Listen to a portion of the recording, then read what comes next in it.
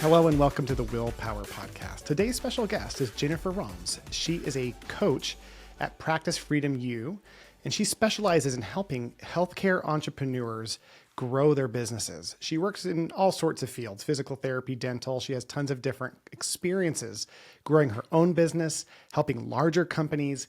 And what's interesting about her is that she has a degree in business coaching from a place of mindfulness. So a lot of what she's going to talk about today is going to be applying mindfulness, not necessarily meditation, but mindfulness to a business so that people are able to develop a sense of well-being. That well-being is the foundation for all that she does. So we're going to talk about your well-being today in today's episode. Enjoy the show. Jennifer, you talk a lot about weaving well-being into success. How do you help the business owners that you coach build practices that support their lives and don't consume their lives? There's lots of strategies that I've used myself throughout all the years of business, and I like to share them with my audience, or with my practice owners that I work with, my clients, because, as the business owner itself, you wear so many hats, and it is just very difficult to keep your own well-being as a priority. So you have to be super intentional about that. There's lots of good tools that you can use and that I've practiced myself. So I know from my own personal journey that when you scale a physical therapy practice, we opened 3 practices in 6 years. It was super exciting, but honestly, sometimes it felt like I was really managing this monster and it was hard to keep my head above water. So from my own experience, there's things that I do that really help me ground myself and show up in the way I would like to show up for my team. So really taking care of your own well-being, I feel, is the biggest priority and also a big challenge for practice owners. And I feel that the personal well-being and organizational well-being is very strongly intertwined. So if you take care of yourself, it's going to be sustainable. You can do things for a long time. You can slowly work to your vision while not burning out. That's amazing. I love the idea of well-being being a focus because everyone knows that. Mm-hmm. I really think they know it, but living it is kind of a totally different story, don't you think? I mean, at least for me and my journey, it was. Yeah, it's trial and error. You have to kind of see, stress could be a good thing too. It gets you going, gets you excited about things. It kind of pushes you out of your comfort zone, right? So using that and having that balance between what's healthy stress and when it does it turn into chronic stress. When it turns into chronic stress, your decision making is not good. You can't think clear. You're probably spending your time in the wrong areas and your energy. So that's where I feel now as a coach. I come in to really get clarity and explore why the stress is bottling up and why it's almost not sustainable as a practice owner. And it's so much easier to see that as a coach or a little bit more from a distance or from up above than when you're in it yourself. How did you discover that in your personal journey before you became a coach? How did you discover that? Just really it feels like your head is spinning and you're running in circles and you're not productive anymore. Yeah. I think a lot of practice owners can resonate with that feeling. So it doesn't become, at some point, it's not really a choice. It's like, I gotta make time for myself. This is not sustainable. So that's when I started thinking of efficient ways to do it because you don't have much time. So doing that quick swim in the morning or run or do whatever your hobbies are. Sometimes it's just cooking a nice meal after a busy day and really connecting with creating something. And it's amazing how it's helpful to pick things that don't take a long time. Of course, golf is super fun. It does take a big chunk of your time. I would recommend in the weekend taking one full day off to really recharge your battery. But in between, throughout the week, there's efficient ways to do it. And if you're intentional about it and not just you go automatic pilot and you're rushing all the time, you don't even notice that you're rushing. That's when things get dangerous because that's when things happen to you. And in that way, you can't really manage yourself. Yeah, I really appreciate how you're bringing up the ideas that it doesn't take a lot of time to disconnect and recharge a little bit. Because I think, you think about these longer deals. I read a book called The Gap and the Gain by Dan Sullivan, and he talks a lot about this concept of you have to have free days. You have to have 24-hour periods where you are not working. And he recommends it's not a small number. So a lot of business owners who are feeling trapped in their business, they think of that as impossible. But let's talk about the value of having free time. Like, what does that do for you and for your clients when they literally take even a larger, like a full 24 hours off? Why is that so important to the business owner? It makes you be able to really connect, take that step back that I was talking about, and see, like, what's the why? Why are you doing this? Why are you going through this roller coaster of emotions? And what is really what you want to get out of it? What is what that you want? Get clear on that. So connecting with why you do things and finding meaning in that, and then also finding meaning in the small tasks at work that you might not like that much, is so important because it gives you a stronger drive, stronger motivation, and you need consistency and discipline to make things happen and to have success in business. So it's really necessary to not be spinning in your head and not knowing what the priorities should be. So prioritizing is a huge key to success.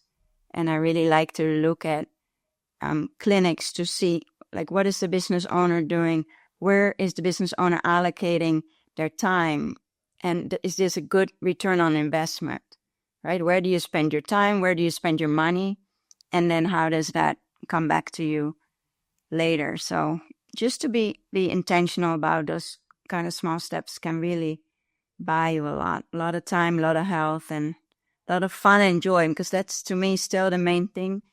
I don't really want to make the goal to not get a burnout, to not have my team get a burnout, but really, how can we thrive? How can we have fun at work? How can we kind of harmonize work and life so you can really enjoy both places, and you go to work in the morning on Monday with a good feeling of camaraderie and meaning, and that you're making a difference in the world. So I think it's important to be able to connect with that. That's great. How do you talk about having fun in the workplace? Man, when it's fun, it's not work. I know I've had experiences with companies that I've worked with where, like, when you get that right chemistry going and you gamify it, it becomes so magnetic. How have you done that, and how have you helped your clients gamify and have fun at work? Yeah, really teach them to really celebrate any small wins and bring the culture to work. It's everyday thing. It's very frequent. You have to touch on things. It's not just a holiday party or the team bonding activity once a month. It's every day. How do you walk into the door? Do you care about your people being happy or not? Or are you just so into the day-to-day task that you don't even notice what's going on with them? So really checking in every day, feeling that energy, and also allowing for not such a great days. If there's people that are going through something, being there for them, being the support, see how you can help them in those situations. So I teach practice owners to do the same thing, and just to kind of be aware of that it's everyday small task. It doesn't necessarily have to cost any money or extra time if you combine it with just how you show up. Just how you show up. So you're saying the pace that leader is the pace of the group. Yeah, the energy you bring in the door. So the big thing is the stress management, which I work on a lot with my clients. Because if we just react to everything, we don't have good energy around us. And it's really like regulating your own emotions in that way that allows you to build culture and to have space for someone else and to set the right example, to be that role model. So I believe in, like, managing yourself, and well-being plays a big part in that. Yeah, well-being. You've mentioned energy quite a bit, Jennifer. What do you mean by energy? Like, where's your background in that space? Because you're using that term enough to where I feel like you have some training or some experience with what that's come from.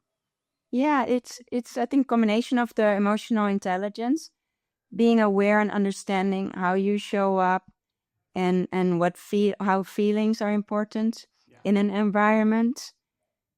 And it also comes in when the mindset is important. I've done mindfulness training. I did a what part of my education is and from NYU, becoming a mindful leader.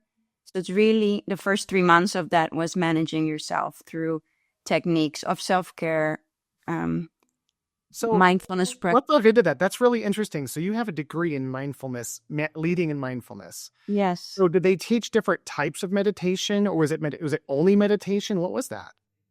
It's really wide. It's not really how people say you have to meditate and sit on a cushion. It's totally not like that, and that doesn't work in the business environment. So it could be little moments. Say I was the marketing person at our company, Yeah. and I was tired. I dragged myself to the hospitals to go visit with all the doctors that were there, and I just took a moment in my car before I would go to do my marketing rounds to just sit there and just check in with my breath, see how my mind is racing or not, and just a couple minutes of breathing and seeing if I can make my breath a little deeper or just kind of a little bit more air in and out, and just being aware of the body and just the feeling of, are your feet on the ground? Where are the contact points with your chair? Just getting aware with where you are in space, that just can ground you and then gives you that energy and that clarity to go about your task and to show up with intention when I do the marketing round. So I would be more self-aware. So it's not so much about like sitting down and taking out your app. I for one have been trained to do transcendental meditation, which is 20 minutes twice a day. You probably heard of that. Yep. I am hit or miss with it, but when I'm consistent with it, it does take a lot of time. But I had a breakthrough where literally I was meditating once in the middle of my day after being consistent. In that 20 minutes, my brain literally produced solutions to some of the bigger problems that would have taken me weeks to figure out. I literally came out of that meditation and wrote them down, and it saved me hours. I remember thinking that was the best 20 minutes I spent today. Yeah. So maybe that's a goal for people, but you're saying like to get started, you don't have to spend that kind of time. No, I think it's amazing say you go wash your hands between patients, just to be aware that you're washing your hands, that the water is running on your hands and how it feels, and just take a moment. Just little things like that. You can build mindfulness practices within the day. And same with running. You can do walking meditation or walking mindfulness. Even calling it meditation sometimes scares people. So just basically being aware in space and what you're doing at that moment. Why does that scare people, meditation? It's, I think, the commitment and the getting in touch with your body. We're so used to being in our head So and taking mindfulness is care easier of for that. things. And then we're so action oriented, which including myself. So that's why I kind of needed it. It wasn't a choice anymore. It's like, I need to do something to not just be running around rushing all the time. We all know when we rush, things go wrong, right? You're in a car, you're rushing. It's more likely that something is going to happen. Yeah. So it's a really good analogy that like when you're in a car and you're rushing, that's when the accidents happen. Yeah. So rushing is just not great. And I speak from my own example. I tend to rush all the time. So it's just really wonderful that you always have your breath with you. I feel like it's a tool. And just even another example, going into a meeting, difficult conversation. We've all gone into meetings, worked up, having certain thoughts in our head that were negative, and you kind of get in a meeting talking about that energy. You get defensive quickly, you're reacting, you think the worst case scenario, you're fear-based state, and it's not going to be a good outcome. If you just go in slow and you get yourself organized, you manage your emotions with the techniques that are there that I can teach business owners how to do it, you show up way better, and you take that time, you respond how you'd like to respond instead of react, and then later on you have regrets and you have to fix it all or circle back. And then you get all this extra stress because now you messed it up. Yeah. I don't want you to give your secrets away, Jennifer, but what are one or two things that you would work on with one of your clients to help them get mindful before a crucial conversation like that? Preparing well and taking your time, slowing down just a little bit to write the intent down of the meeting, or what you want to get out of it. How you want that person, that employee or team member or leader, how do you want them to feel at the end of the meeting? So really kind of visualizing that. And that will keep you disciplined to stick with your sticking to your intent when things circle out of control or people are getting off the subject, you know how to get back to that intent. So it's really slowing down and preparing just for a little bit. It pays off. Well, yeah, that reminds me of that phrase, slow is fast and fast is slow, Mm-hmm. where Yeah. if we can slow down just a little bit, we end up going faster in our world overall. And yeah, that's so interesting. So a lot of your coaching, obviously, because you have a lot of the steps. You've been a successful owner leader. You've worked with major companies. Like, you know, the 5 things a marketing specialist should focus on. Like, you know, that you could teach someone, like, here's how I approach a doctor at a hospital. Yeah. But it sounds like a lot of your coaching is just, like you said, is managing that well-being. Like, you think that before you even go into that space, you have to control and assist the well-being of that individual. Mm-hmm. So that's that's not totally unique in terms of what coaching does, but it seems like that's unique to you in the sense that, like, you find the most value with your clients by focusing on that first. Is that fair? Yeah, totally fair. I think there's a lot of power in our relations that we have with our network, with our employees, with our leaders. That's how we get things done. So I really feel that investing in that relational part of our business is really important, and that's really has to do with your well-being and the showing up. It's not all about strategy in business. It's that the people part that I focus on, and I think it's more and more so because now with all the resources that we have online with AI, and there's a lot we can just get from the online sources. And I think that's where we as coaches really come in to make that connection at a personal level and see what's in the way of the development of the coach, oftentimes, or of the business owner. Because if the business owner plateaus and doesn't grow their own operating system, their personal operating system, the business is not going to continue to grow. The strategies are not going to work. The retention is not going to be good. No. So it's just being proactive with that and investing in yourself first, then in your leadership team, then let your leadership team kind of carry out what you taught them or what your coach taught you. And then it trickles down to the whole organization. So for me, that investing in a coach, investing in yourself is a very good return on investment. And I speak from experience. I wouldn't be here if I didn't take time to really grow and evolve my own operating system. There's so much we don't know, and we think we know it all, and being humble about that really pays off. So you've been coached. You've had coaches before? I have had coaches. We started pretty early on. In the beginning, just with this. What coaching methodology or coaches have you worked with that might be worth noting? In the beginning, we just started with what are people's strengths, which is always very helpful.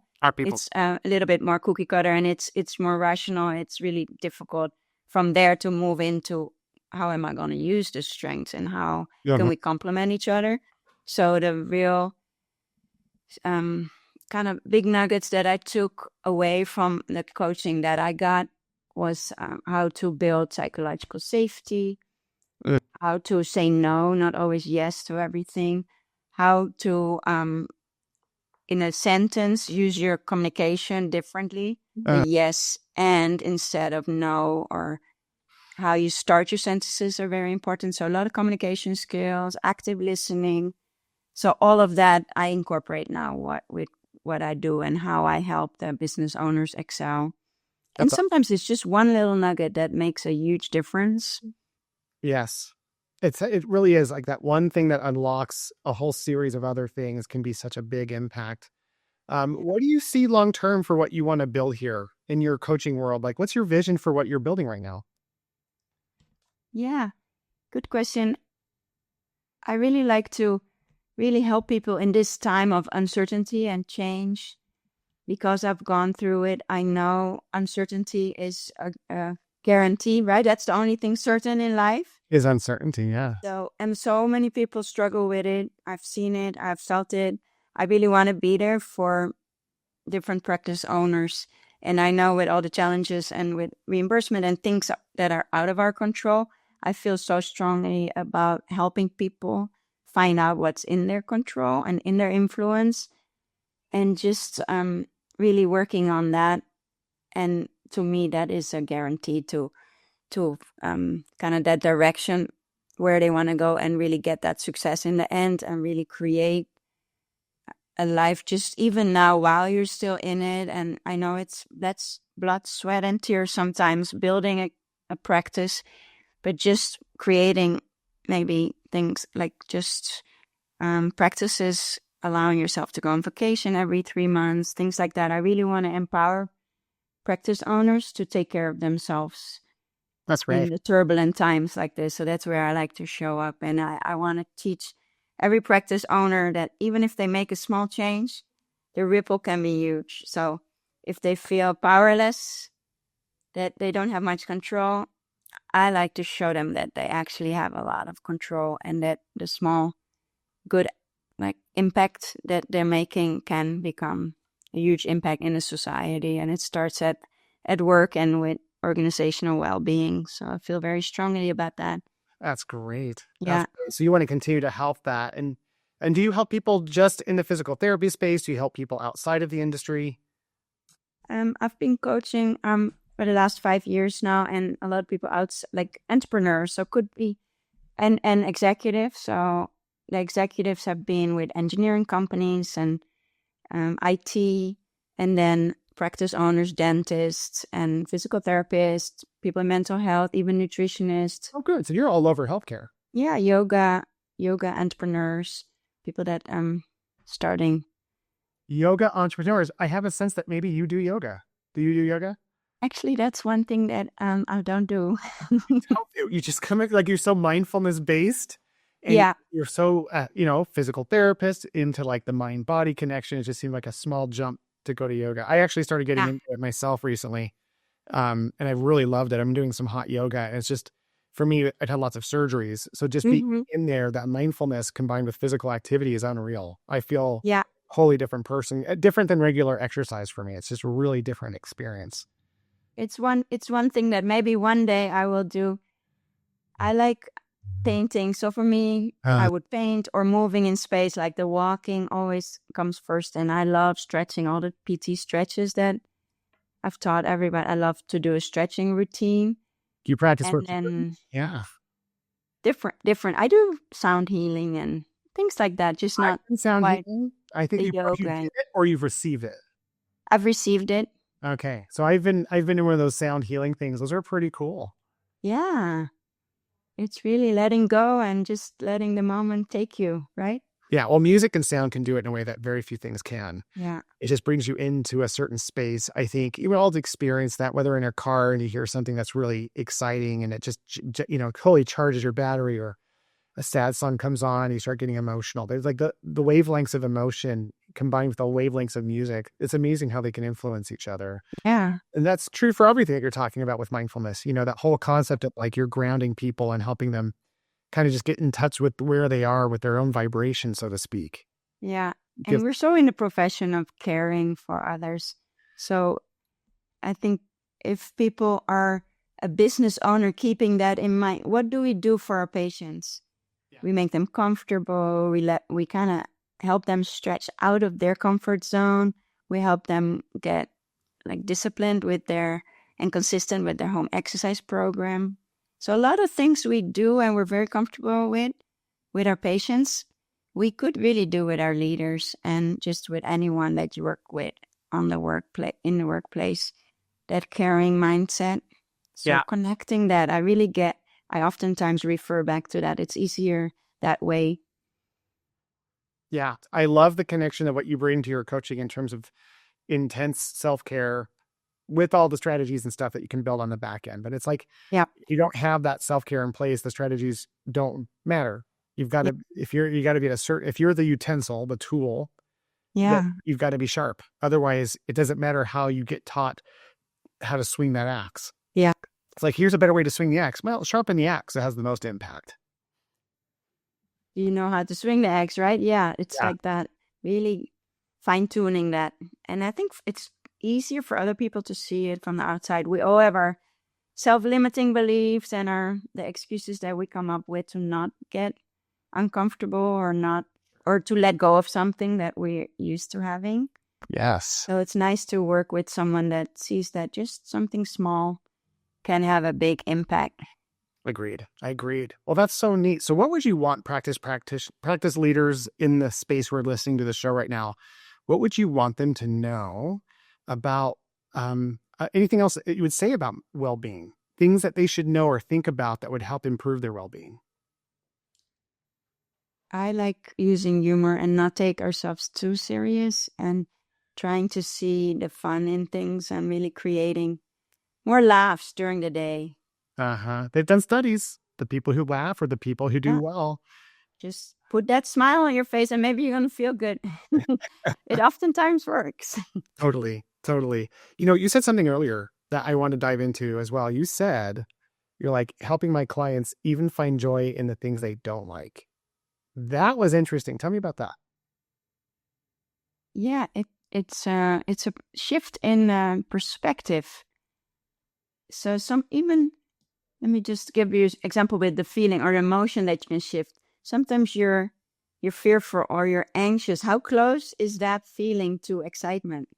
Right? Can you transition between one and the other? You feel it in your body, but is there a way that you can look at things differently to feel more joy or to see, like, I'm just cleaning, say, or help, say, for example, I'm helping someone get off the ice machine. It's not my patient. Someone else treated the patient. The patient looks like could use some help, or just I want to connect with that person. Just a small task of helping someone off the ice machine, doing that small act of kindness can really connect you with some joy. You can see they respond well to it. They didn't maybe expect it. So it's something small and that can touch them. It's really those small acts of kindness that don't cost anything extra. It's just being mindful that they like to be seen. They like to see that they're important for, like, in your eyes, and they like to be cared for. And then doing that small step to show that you are caring for them and you want the best for them while they're in your space. But just small things to me make it more fun than just focusing, say, on all the stresses and on everything that goes wrong in that day in the clinic. And then you don't see those opportunities where you can make a big difference by being present and by slowing down just for a small period of time.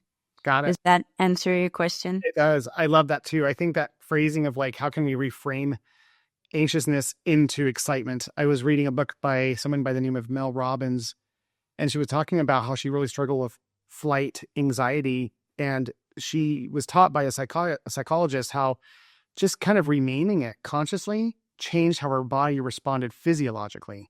Yeah. So she was on a plane feeling anxious, and she'd be like, oh, I'm not anxious. Because your body just feels the anxiety. It's like, oh, we're dying? Oh, no. But if we feel the anxiety, we tell our brain like, oh, I'm excited to go where I'm going. It's like, oh, really? Oh, okay. And it shifts. You still have a lot of those similar feelings, but it shifts your body's physiological response into one that doesn't create panic attacks and allows you to be. So I like the fact that like, it's okay to have hard things and be scared, but like using our mindfulness and presentness to go, oh, my body, I'm seeing my body react like I'm in danger. I'm not in danger. I'm excited, or I'm just excited to have this thing over with. This will be such a great deal to have this hard conversation, because once we get over it, like, life will be better. Yeah. I think there's a lot of strength in being able to reframe. So first you have to be aware of your thought, right? What's going on right now? You have to kind of inquire in that feeling, and then you can reframe it. Is this actually, this change or this uncertainty, could that work for me? Because we fall into the fear-based and kind of clamping down and go back to our default, what we used to do. Yeah. And that might not work in that situation anymore. We might have to be agile and come up with different ways that, like you said, we're not so comfortable doing. Yeah. But just reframing it, it's like, how can we get stronger from this? And there's lots of examples. Every business owner has stuff happen every day. When they go to work, something is going to happen. We've all had injuries occur in our clinics, right? People fall down or anything. And it comes with anxiety and feeling like, oh, damage is done. we can't do anything about it. This is terrible. I wish it never happened. Or you can reframe that and really see, how can I strengthen our structure and systems?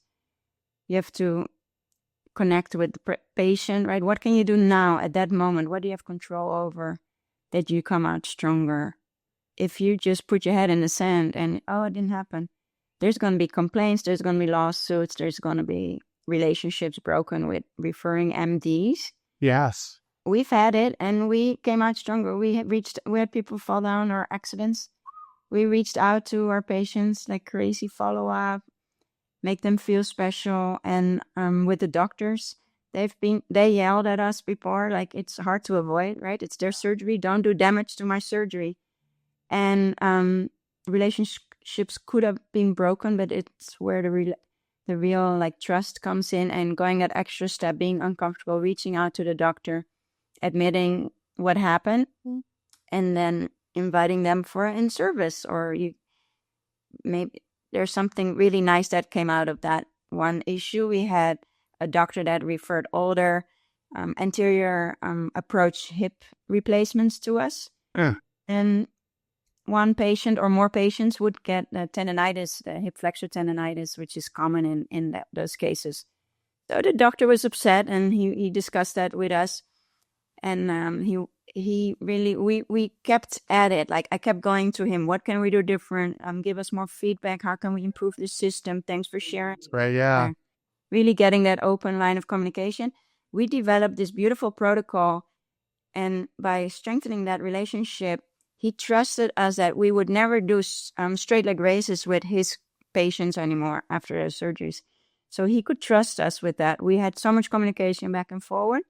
He would refuse to send any of his total hips to any other clinic because they would always do the straight leg raises. Interesting. You know what I mean? So it's that challenge when you really think something is spinning out of control, your fear-based thinking is starting, and then how can I reframe this, that through the difficulty, through the roller coaster, we actually come out stronger. And in my experience with building a business, there's so many of those examples, and all my clients that have shared their examples with me, it's proven that 9 out of 10, we can learn something. We can make our structures and our strategies better, and the foundations from our business.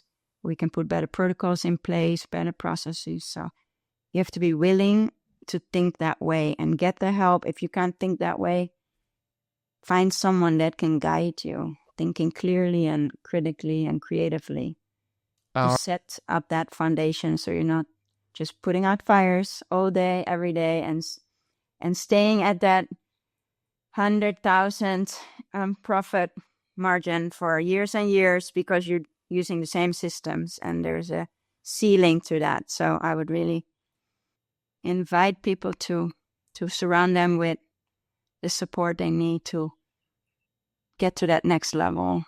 Got it. Well, Jennifer, this has been so awesome. I love this whole mindfulness approach to coaching. If people want to get a hold of you to talk to you more about this, how can they get a hold of you? Yeah, email is always a good way, and I'm on Facebook and LinkedIn, and I have this great practice, the quiz. So if there's, maybe that's a good start. It could be a first step to identify through the quiz which areas of your business could use a little bit more focus. So maybe you can include that in the notes, and just starting with that quiz, and then I can follow up with you, whoever does it. I'd love to chat more and see where I can help. That's my passion, and that's what I feel strongly about. So please let me know where I can support you in your journey. Thank you so much, Jennifer, for being on the show. We sure hope you have a great rest of your day, but thanks for that wonderful knowledge drop. Thank you so much for inviting me. I really enjoyed it. Thank you for listening, rock stars. And if you're one of the many medical professionals and leaders who have had it dealing with the drama of hiring and training people that you think are overpriced, then let's think about how virtual assistants can offload you to do what you love, which is changing people's lives. In the show notes, there's a link to jump on our calendar so that we can show you why LinkedIn shows that virtual assistants is the second fastest growing trend in healthcare next to artificial intelligence. At no obligation, we'll see if this is a fit for you. I hope to talk to you soon.